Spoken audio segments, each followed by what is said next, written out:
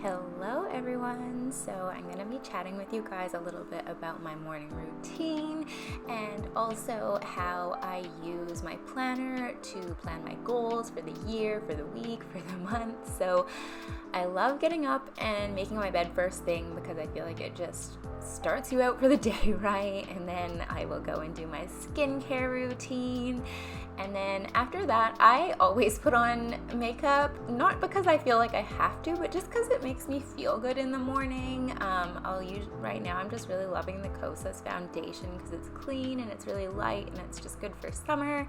I'll drink some water, which is super important, and then we'll head to the kitchen. And first thing, I will be taking my Alexa Smart Flower Remedies.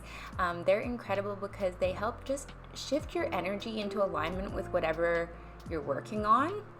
So I'll take that 4 times a day. Then we move on to the coffee. Right now I'm loving iced lattes, and I really love the before you speak ones, and I mix it with medicinal mushrooms as well, just to really power you up for the day. I love the life cycle ones, and I love my glass straw as well. It just makes it a vibe.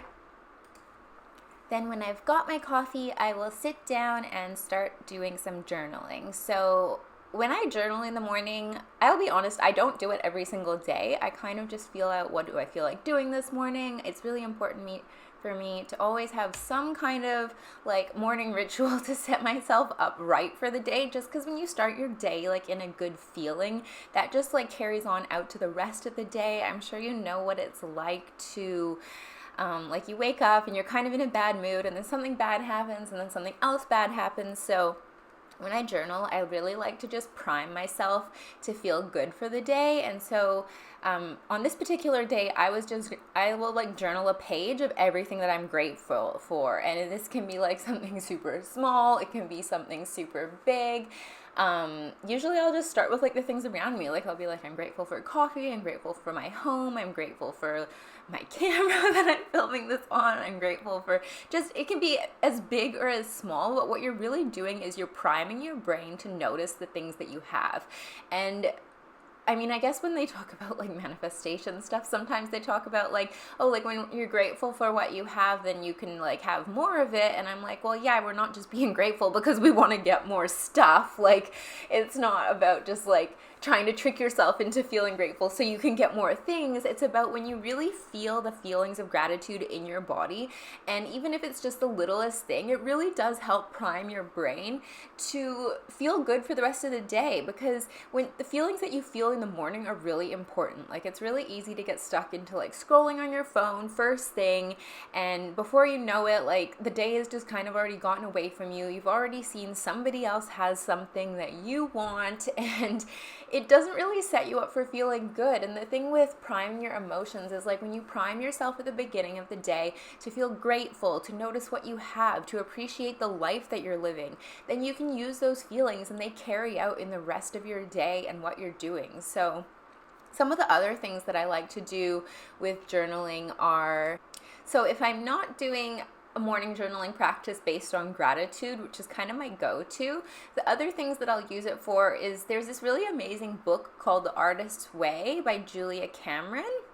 And she talks about something called morning pages. And basically in morning pages, what you do is you just commit to like word vomiting for 3 pages straight. Like whatever is in your head, you just dump it on the page. And even if you don't know what to write, she says you can start out by just being like, I don't know what to write right now. I just woke up. I feel like this, blah, blah, blah.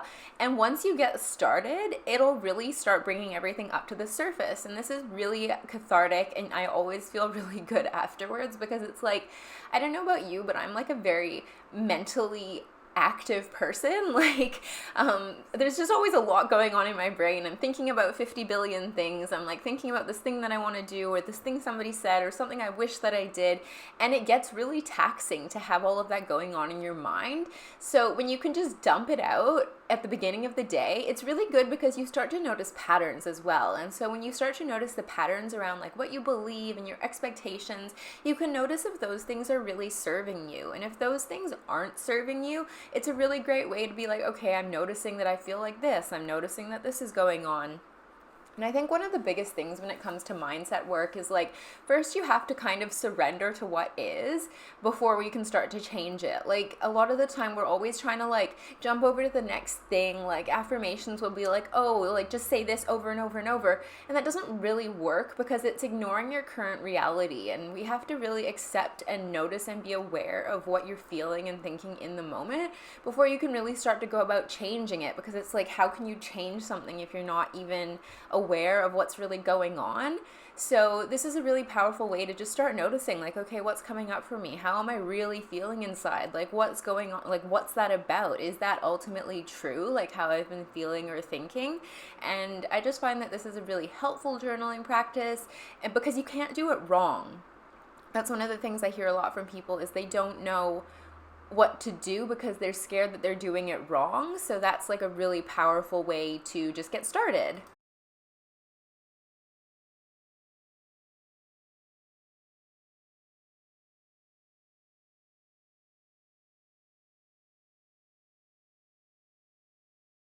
And this is the journal that I'm using at the moment. It's the Magic of I one, and I really love it. It's super beautiful.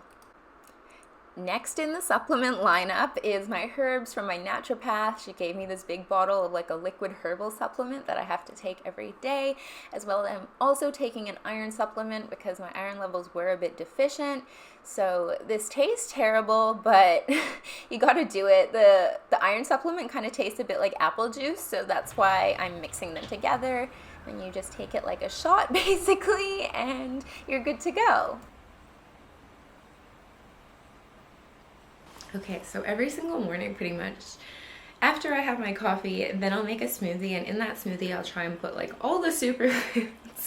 I don't know if you can put too many superfoods in something, but I really try and load it up because it's just like a really easy way to get everything in at the start of the day. Unless I'm going out for breakfast, I'm not like really that into having like a huge breakfast when I'm at home. I just find that smoothies are really easy because you can just obviously like chuck it in the blender and then you can put all the superfoods, all the supplements in there.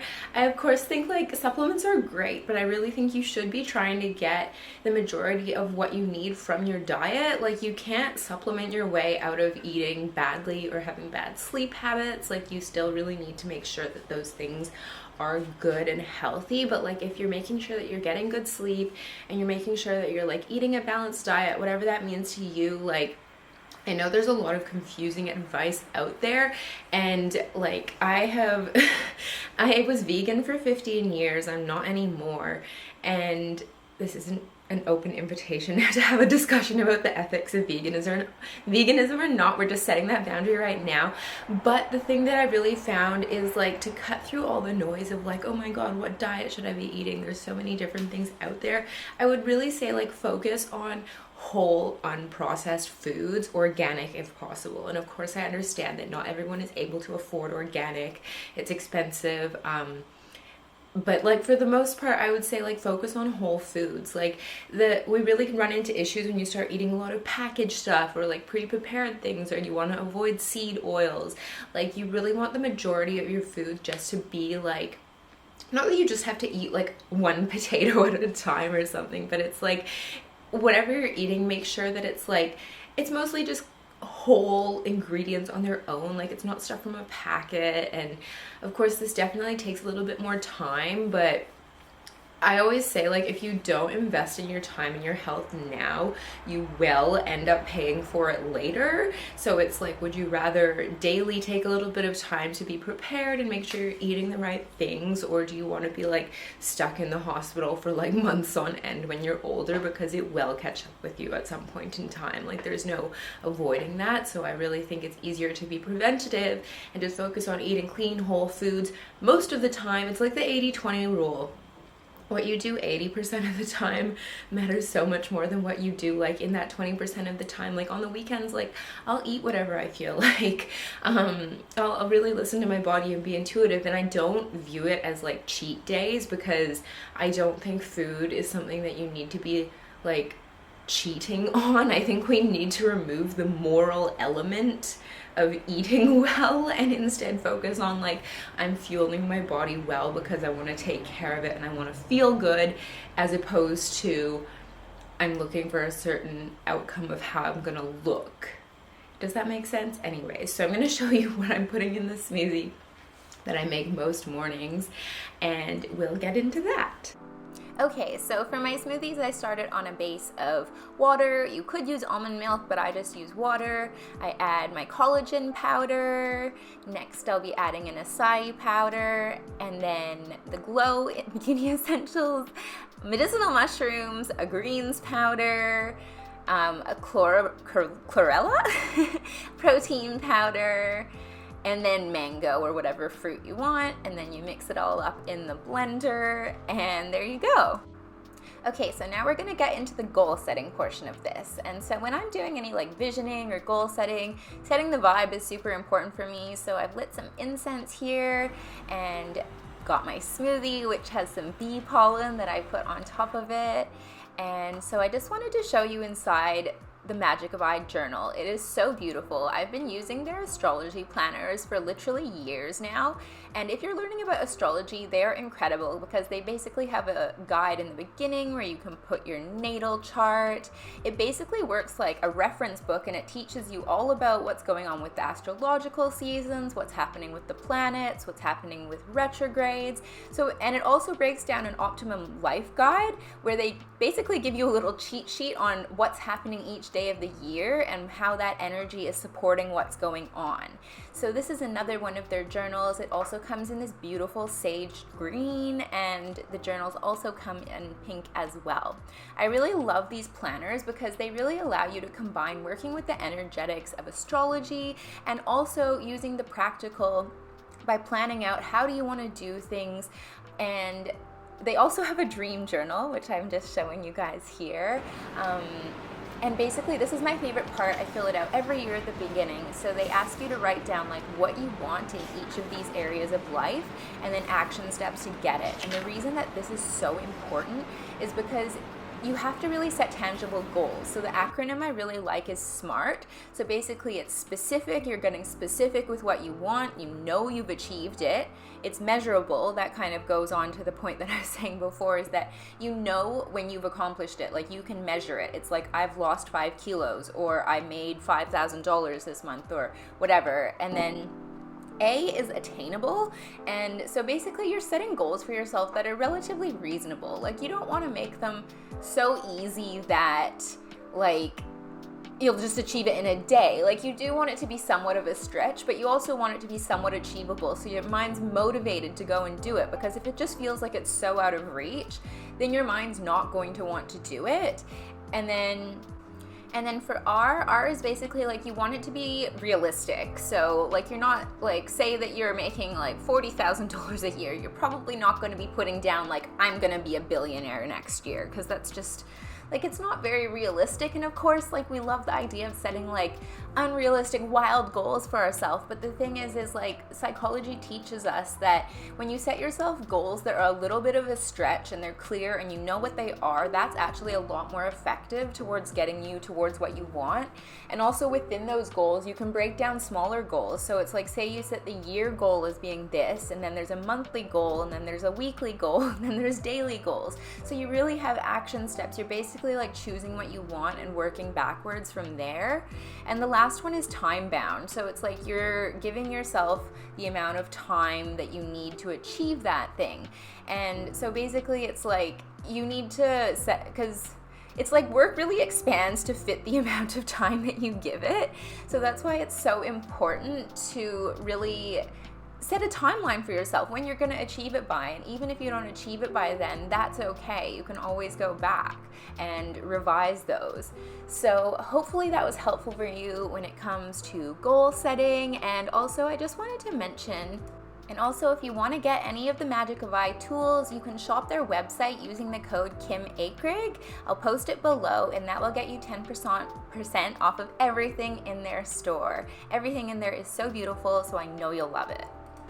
So hopefully that was helpful for you in figuring how to really start planning for your next year, how to set goals that are achievable, how to really like set goals with intention that are actually going to help you and allow you to get to where you're going. Because I think a lot of the time people are like, I want to have 10K months, and then they're like but they haven't done all the little baby steps that need to happen before that. So hopefully this sort of helps you, show you how you can achieve everything that you're wanting to achieve, but you just have to be strategic in the way of that you go about it. And it's always about mixing like the energetic with the action taking. Like you really have to have your mindset right. You have to be showing up, you have to be taking action, you have to be setting goals that are tangible so that you know that you've achieved it. This is the most important thing, because sometimes people are like, I want to lose weight, and you're like, okay, but like how much?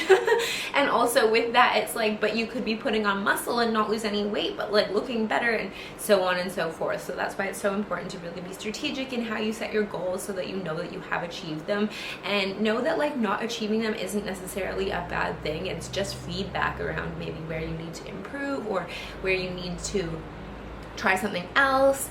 And as soon as you like stop making not achieving something when you think that you should have achieved it mean anything about you, and instead just look at it like, okay, this is feedback, I can use this, how can I use this information moving forwards? I won't say that it always gets easier, but I think you become a lot kinder to yourself. And when you are like on your own team and you're showing up for yourself and being like your own best cheerleader, that just helps you go about achieving absolutely everything else, because it builds your self-worth, which is really the foundation for everything that you want to achieve, and being able to achieve it and like sustain those higher levels of whatever you're trying to grow into. So subscribe, like this, leave me a comment below if this was helpful for you or what else you would like to see, and I will talk to you guys soon.